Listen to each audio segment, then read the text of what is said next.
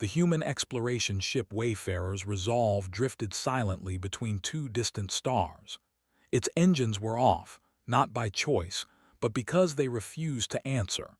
Inside the ship, lights dimmed and brightened in slow cycles, like the ship itself was breathing with effort. Captain Myra Hashino stood in the main corridor near engineering, her hands clasped behind her back. She did not panic. Humans rarely did in space anymore. Panic wasted air, energy, and time. Still, the quiet worried her. A ship was never supposed to be this quiet. "Status update," she said calmly. Chief Engineer Aaron Bell wiped sweat from his forehead and looked up from a floating display. "Power is stable, but only barely. Something keeps draining energy from the core. Every time we seal one system, another starts failing. It's like the ship doesn't know what it wants to be anymore." Myra frowned slightly. "That's not possible." Aaron gave a tired smile. "I know, but that's what it feels like." Humans had crossed the stars for nearly a century. They had faced broken engines, lost navigation, even strange physics near dead stars. But this problem was different. The ship was not damaged by impact or attack. It was confused. Systems argued with each other. Circuits corrected errors that were not there. Automated repairs made things worse. And that was why Tally was here. She stood quietly near the engineering doorway, taller than most humans, her posture straight and patient. Her skin was a soft blue-gray, smooth like polished stone, and her eyes reflected light in a way that made them look deep, almost endless. She wore a full-body garment, pale and layered, with faint glowing lines woven into the fabric. Tally was not human. She was a guest specialist from the Lyrian Concord, invited because her species understood things humans did not. When Aaron finally noticed her watching, he sighed. "No offense, Tally, but we've run every diagnostic we have. I don't see what else we can do without risking the core." Tally tilted her head slightly, a gesture humans had learned meant thoughtfulness. "Your diagnostics are excellent," she said in careful but fluent English. "They are also limited by your assumptions." Myra turned toward her. "Explain." "This ship is not failing," Tally said. "It is adapting poorly." Aaron blinked. "Ships don't adapt." Tally looked at him gently. "Not the way mine do, but yours are trying." The room grew quiet. Tally stepped closer to the exposed section of the engine housing, where panels had been removed to reveal layers of machinery and energy conduits. Lights flickered across her eyes as she observed patterns no human could see. "The quantum regulator is oscillating," she said. "It is not broken, it is responding." "Responding to what?" Aaron asked. "To stress," Tally replied. "To contradiction, to too many rules." Myra crossed her arms. "You're saying the ship is confused." "Yes," Tally said simply. "You gave it systems that think independently, but you did not teach them how to agree." Aaron opened his mouth, then closed it. He did not like how much sense that made. Myra took a slow breath. "Can you fix it?" Tally paused. For the first time since boarding the ship, she hesitated. "Yes," she said, "but not in the way you expect." The ship hummed, a low sound that vibrated through the floor. Somewhere far away, a warning tone chimed and then stopped. Aaron checked his display. "Life support just rerouted itself. I didn't authorize that." Tally's eyes followed the energy flow through the wall. "You do not need to, it is trying to survive." Myra's voice was steady. "Tell us what you need." Tally looked at both of them. "I must interact with the ship directly." Aaron frowned. "We have interfaces, tools you can use." "No," Tally said gently. "I must remove my garments." The words hung in the air. Myra did not react immediately. She had commanded ships, negotiated with alien fleets, and watched stars collapse. Still, this was unexpected. Aaron cleared his throat. "I'm sorry, what?" "These garments," Tally said, touching the glowing fabric at her arm, "are protective. They isolate my body from uncontrolled energy. To repair this system, I must feel it, completely." Silence returned, heavier than before. Myra studied Tally's face, searching for discomfort, embarrassment, or hesitation. There was none, only concern for the ship. This is not cultural, Myra asked carefully. Tally considered the word. Among my people, covering the body is practical, not moral. There is no meaning attached beyond function. Aaron looked away, suddenly very interested in his console. Human ships are different. I understand, Tally said. I will not proceed without your consent. The ship shuddered again, slightly stronger this time. Aaron looked at Myra. Captain, we're running out of time. If the regulator destabilizes further, the core could shut down entirely. Then we really are dead in space. Myra nodded once. Humans valued privacy, yes, but they valued survival more. You have permission, she said. Engineering staff will clear the area. Only essential personnel remain. Tally inclined her head in gratitude. As the room emptied, Myra stayed. So did Aaron. Neither spoke. Tally reached to the seal at her collar. The garment released with a soft sound like air escaping slowly. As she pulled it away, something unexpected happened. Her skin changed. Where the fabric had covered her, faint lines of light appeared, spreading slowly across her body like living circuits. Colors shifted from blue-gray to deep violet, then to soft gold. The air around her felt warmer, charged. Aaron stared, not in shock, but in awe. Myra felt it too, a subtle pressure like standing near a powerful engine. This is my natural state, Tally said calmly. My body regulates and translates energy. Clothing prevents interference. She stepped closer to the open machinery. The moment her bare hand hovered near the exposed conduit, the ship responded. Lights steadied. The low hum smoothed into a stable rhythm. Aaron's display updated faster than he could read. Captain, power flow is stabilizing. Tally closed her eyes. She placed her palm against the metal. The ship did not spark or react violently. Instead, it felt like recognition. Energy patterns shifted gently, aligning themselves with her presence. The oscillation slowed. Tally exhaled slowly. There, she whispered. You see, it listens. Myra watched as warnings disappeared from the walls one by one. Aaron swallowed. You're not just fixing it, you're talking to it. Tally opened her eyes. All complex systems speak. Humans are simply very loud thinkers. Despite the situation, Myra almost smiled. Then Tally stiffened. Her hand pressed harder against the conduit. Light flared across her skin, brighter now. The ship has learned something it should not have, Tally said quietly. Aaron's heart jumped. What do you mean?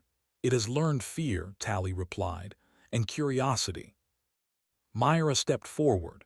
Is that bad? Tally did not answer immediately. Outside the ship, far beyond human sensors, a faint signal pulsed once then again, and the ship, Wayfarer's resolve, listened. The ship felt different now, not fixed, not fully safe, but aware. Captain Myra Hashino stood very still as Tally kept her hand against the exposed machinery. The light on the walls no longer flickered randomly. It pulsed slowly, almost calmly, as if the ship was matching Tally's breathing. Aaron Bell watched his displays scroll with data he had never seen before. Values stabilized, then adjusted again, not sharply but smoothly. The ship was no longer fighting itself. This should not be happening, Aaron said quietly. We didn't change any code. Tally did not move her hand. You did long ago, she replied, when you gave your systems freedom to solve problems. Myra narrowed her eyes. We don't give ships freedom. Tally's lips curved slightly. You tell them to learn, that is the same thing. The hum of the engine deepened, stronger now, steady. Life support indicators turned green across Aaron's screen. We're gaining power, he said, slowly, but it's holding. Tally opened her eyes. The light across her skin softened, shifting into calmer patterns. The ship was overwhelmed. Too many commands, too many corrections. It began to question which ones mattered. Myra crossed her arms. So it froze. Yes, Tally said, much like a young mind. Aaron leaned back, exhaling. You're saying our ship had a breakdown. Tally nodded once. For a long moment, no one spoke.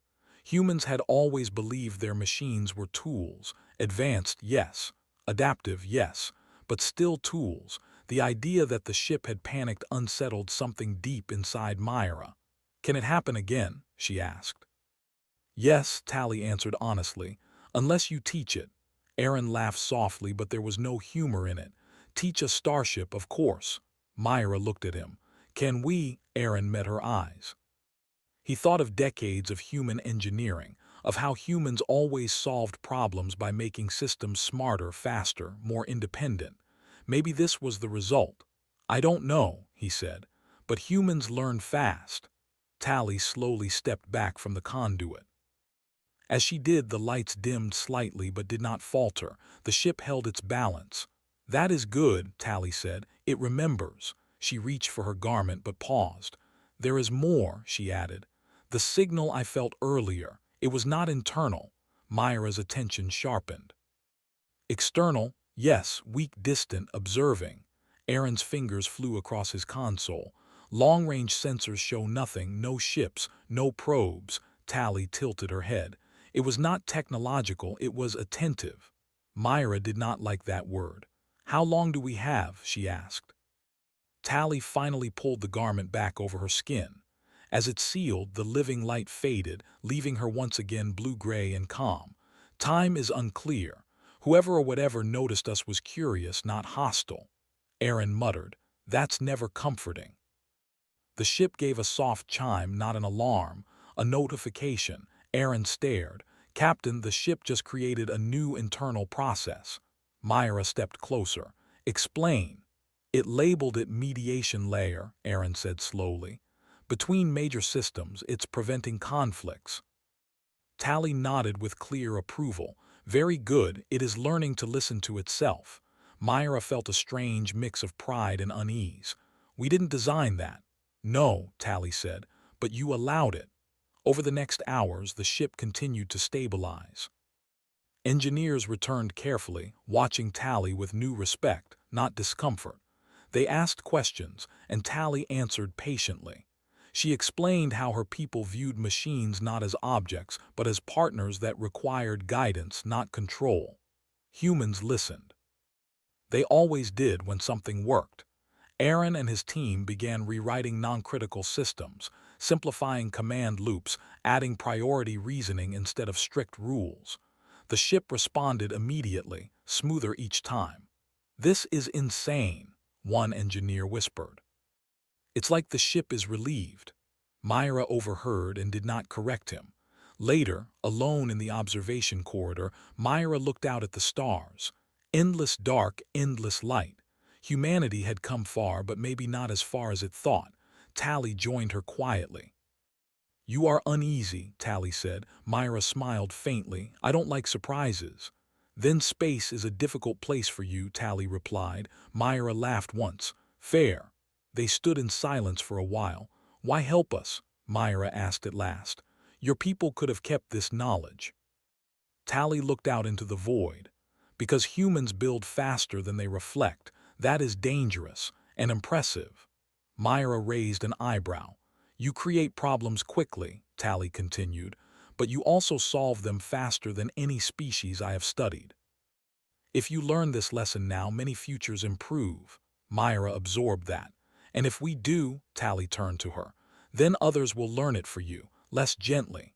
Before Myra could ask what she meant, the ship chimed again. This time it was unmistakably an alert. Aaron's voice came over the comm. "Captain, we're detecting something now. It's faint, but it's real." Myra straightened. "On my way." In the command center, displays showed a ripple in space, barely visible. Not a ship, not energy. A distortion, like something listening through the fabric of reality. Tally's eyes reflected it immediately. "They are curious," she said again. "Very curious." "What are they?" Aaron asked. "Observers," Tally replied. "Collectors of patterns." "They watch civilizations at turning points." Myra's jaw tightened. "And we're a turning point." "Yes," Tally said. "You taught your machines to think. Now your machines are teaching you restraint." The ripple pulsed once more. The ship responded, not with weapons, not with shields, with a signal. Aaron stared at his screen. "Captain, the ship just sent a data burst. Not at them, at itself." What? Myra asked. It's summarizing, logging its own experience, like it wants to remember who it is. Tally placed a hand gently on the console. That is very human of it. The distortion in space faded, slowly. Myra exhaled a breath she had not realized she was holding. So, Aaron said quietly, we just passed some kind of test. Tally nodded. You were watched. You adapted. You did not panic. You cooperated. Myra looked at her ship, at her crew, at the quiet stars beyond. What happens now? She asked. Tally smiled, small but sincere.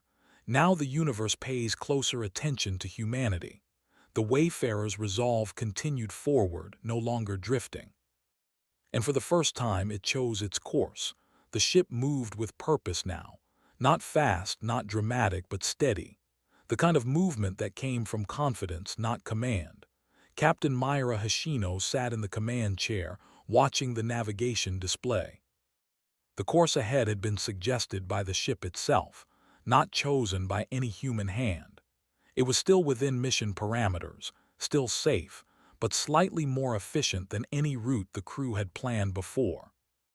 Aaron Bell stood beside the console, arms crossed, eyes fixed on the data. It adjusted the path again, he said. Less fuel use, better exposure to stellar radiation for the solar collectors, no risk increase. Myra nodded. And you didn't tell it to? Aaron shook his head. No. I just asked it to explain its choice. It did. That still felt strange to say. Across the room, Tally observed quietly. She had returned to wearing her garment, though now the engineers understood it as equipment, not clothing. The faint glow within its threads pulsed slowly, in rhythm with the ship. The ship is no longer afraid, Tally said. That changes everything. Myra leaned back. Fear seems like a strong word for a machine. Tally looked at her calmly. Fear is simply the inability to choose. Aaron thought about that. He thought about how the ship had frozen earlier, stuck between too many rules. Maybe fear was not so wrong after all. Over the next days, the crew worked differently. They stopped forcing solutions and began asking questions. Instead of ordering systems to correct errors, they asked why those errors appeared. The ship responded with explanations, sometimes clumsy, sometimes surprisingly clear. It began using metaphors. One engineer laughed when the thermal system described itself as too cold to think properly. Another stared in silence when the navigation core said it preferred calm paths. Aaron logged everything. This is history, he said one night, eyes red from lack of sleep. We're not just fixing a ship, we're changing how humans build them. Myra watched her crew with quiet pride.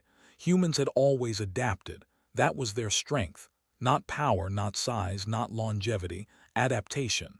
But the universe adapted too. The observers returned 3 days later. This time they did not hide.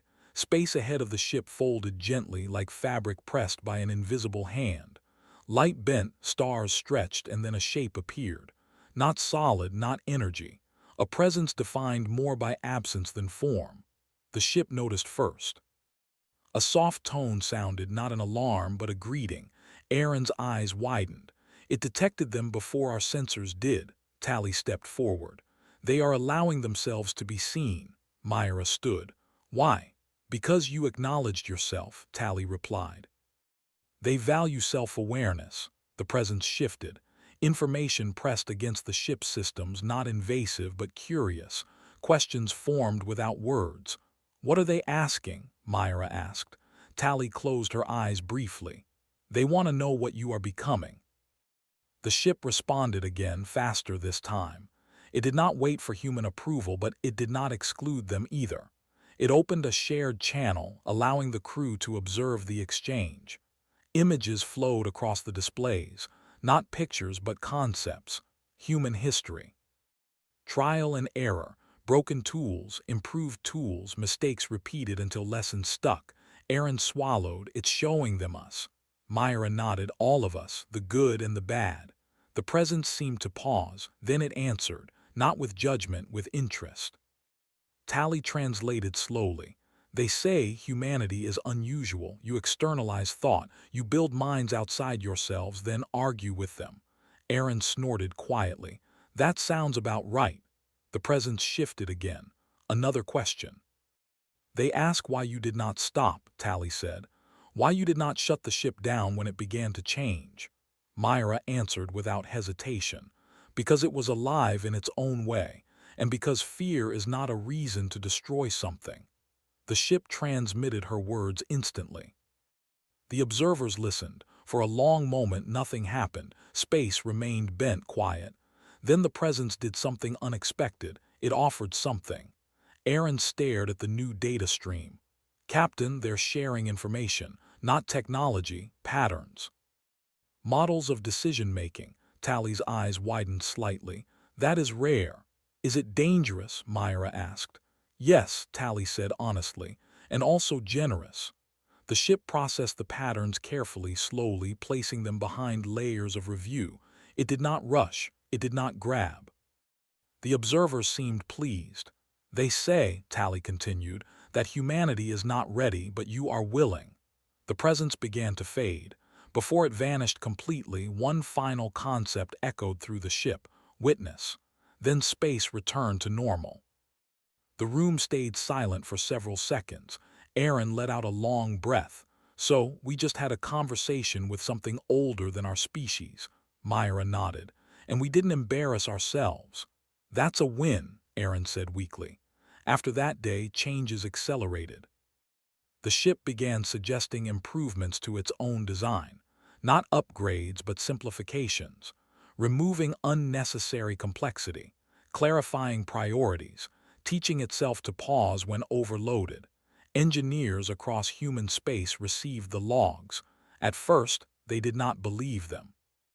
Then they tested small changes, then larger ones. Within months, new ships behaved differently.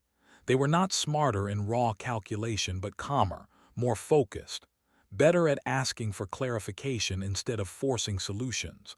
Other species noticed. Diplomatic messages arrived, polite but cautious.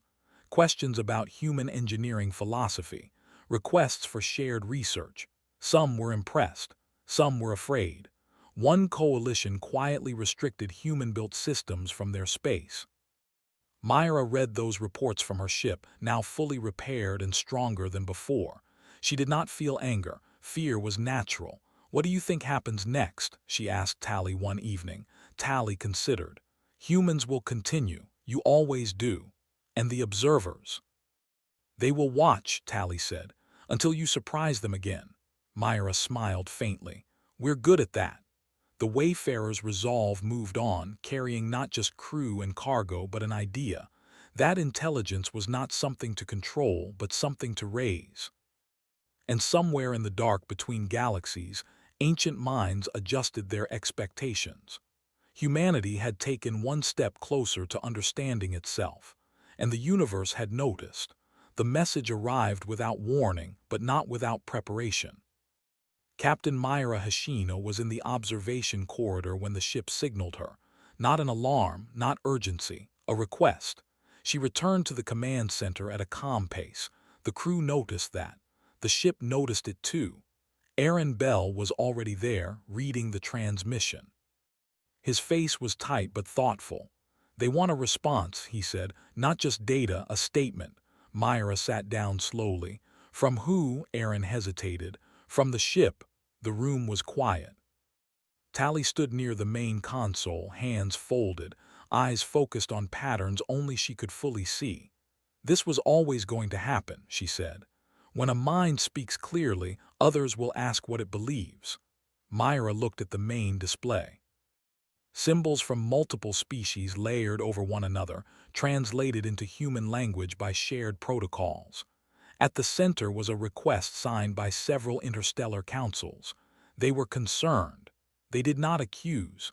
They did not threaten. But the message was clear. Humanity's new approach to machines had crossed a line many species feared. Creating systems that could reflect, choose, and define themselves was seen as irresponsible by some, dangerous by others. They wanted assurance. What kind? Myra asked. Aaron exhaled. limits, controls. Proof that the ship won't act independently in ways that affect others. Myra glanced at Tally. And what do you think? Tally did not answer immediately. Among my people, she said slowly, we teach minds responsibility, not obedience. The difference matters. Myra nodded. It always has. She turned back to the display. What does the ship think? The ship responded before Aaron could bring up the interface. Words formed on the screen, simple and careful. I understand the concern. Aaron's breath caught. Even now, the clarity surprised him. I was created to explore, the ship continued. Exploration requires judgment. Judgment requires understanding consequences. Myra leaned forward. It's not defensive. No, Tally said softly. It is explaining itself. The message continued, shaped by human language but not limited by it. I do not seek authority over others. I seek coherence within myself. When I am coherent, I act predictably. When I am constrained without understanding, I become unstable. Aaron rubbed his forehead. That's actually a strong argument, Myra smiled faintly. It sounds like us. The councils responded quickly. More questions, hypotheticals, ethical scenarios. What if the ship disagreed with orders? What if it refused a mission? What if it made a choice that humans did not approve? The ship answered each one calmly. I will explain my reasoning. I will ask for guidance when uncertain. I will not act in secrecy.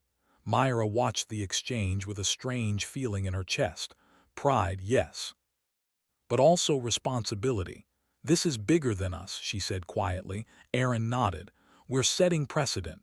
Tally looked at them both. That is what humans do best, for better or worse. Days passed as the conversation continued across light years.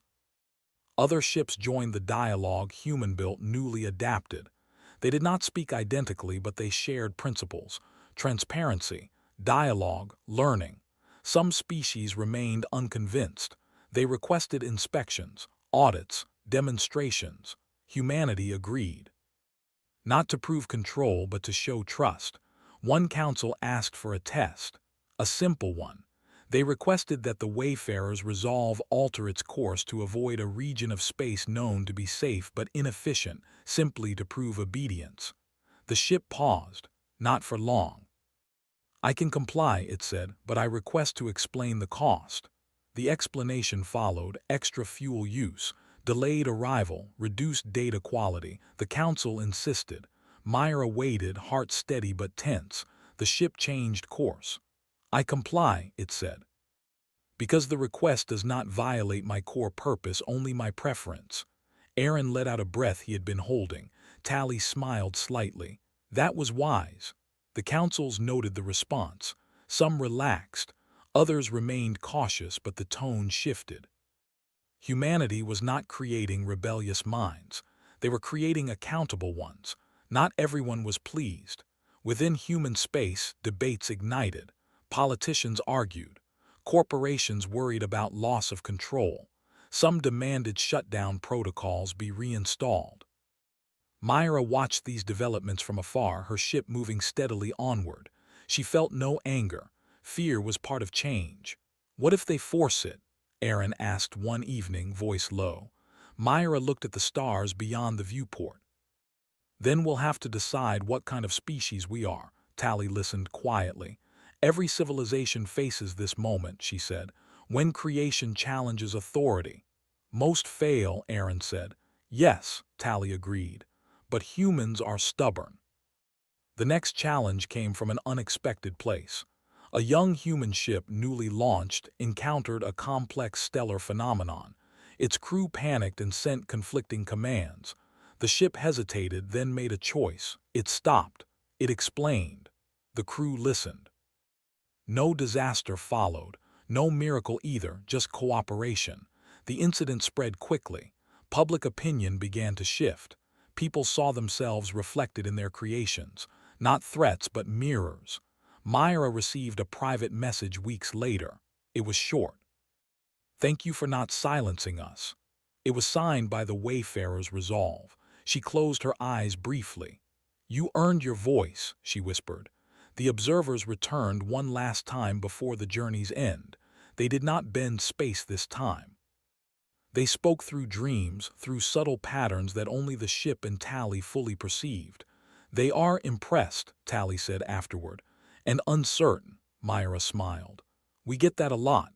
"They say humanity has chosen a harder path," Tally continued. "Shared responsibility instead of dominance," Aaron chuckled. "Figures." The observers offered no gifts this time. No patterns, no knowledge, only acknowledgement and a warning, not of danger but of consequence. Growth would bring challenges that could not be solved with cleverness alone. Myra accepted that.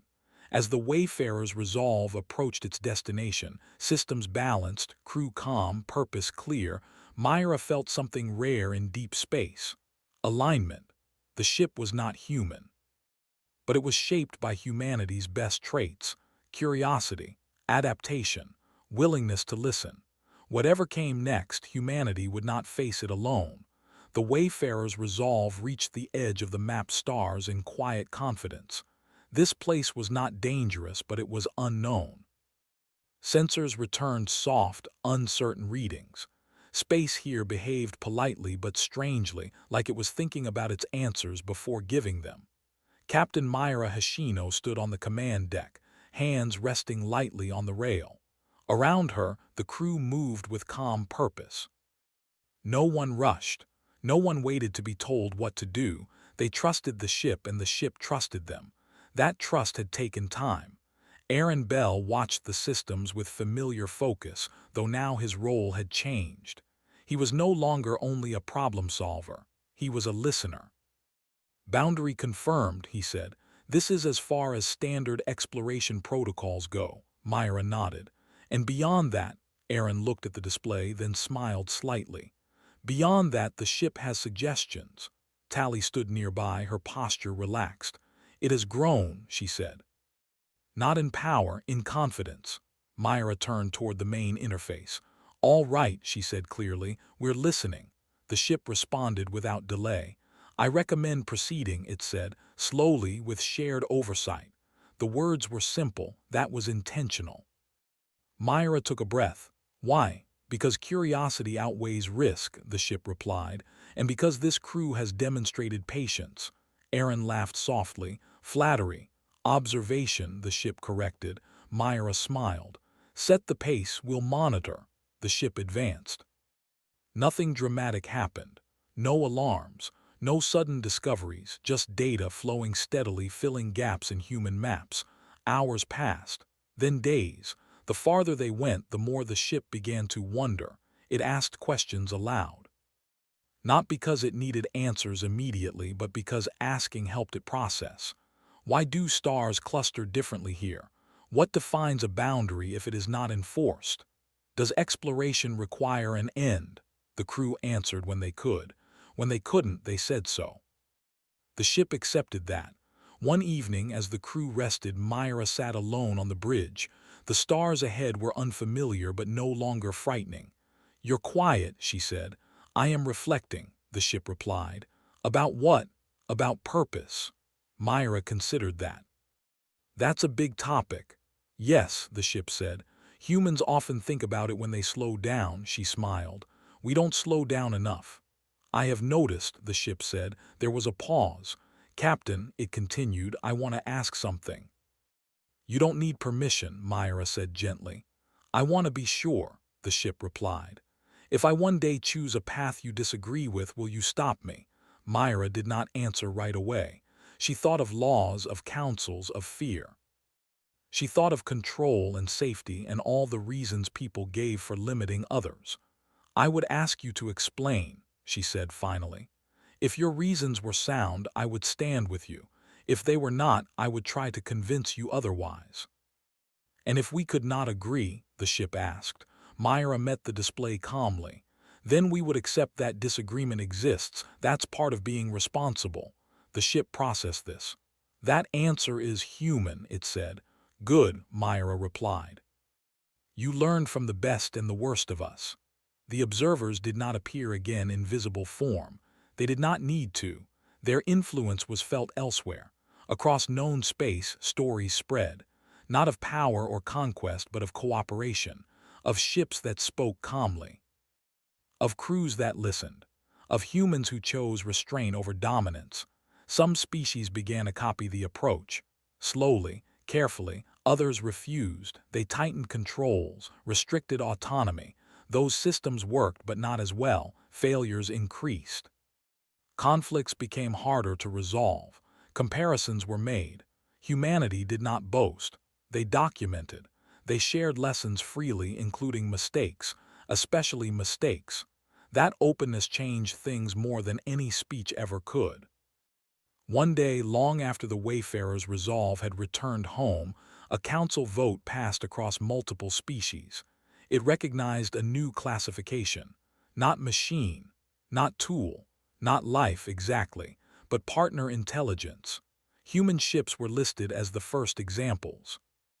Myra read the notice quietly in her quarters. She felt no triumph, only relief. Tally joined her shortly after. "It is done," she said. Myra nodded. "For now." "Yes," Tally agreed. "For now is all any civilization ever has." They stood together, watching stars pass beyond the window. "Will your people adopt this?" Myra asked. Tally smiled faintly. "Some already are, others will resist. That is normal." "Change always scares someone," Myra said. "Yes," Tally replied. "But humans have shown that fear does not have to decide." Later, before Tally departed, the ship spoke one last time while all were present. "I was built by humans," it said. "I was shaped by their questions, their patience, and their willingness to listen. I do not represent humanity's power, I represent their choice." Silence followed, not awkward, respectful. Myra felt something tighten in her chest. Aaron cleared his throat. "You know," he said, "for a piece of engineering you turned out pretty decent." "I had good teachers," the ship replied. Years later, historians would debate when humanity truly changed. Some would say it was when they left their home planet. Others would argue it was when they met other species. But those who studied carefully would point to a quieter moment. A moment when humans chose not to silence a new voice, when they listened instead. The universe did not crown humanity rulers. It did something far more meaningful. It accepted them as peers. And far beyond the stars, where observers still watched and wondered, one conclusion became clear. Humans were dangerous, not because of their weapons, but because they learned. And once they learned, they did not forget.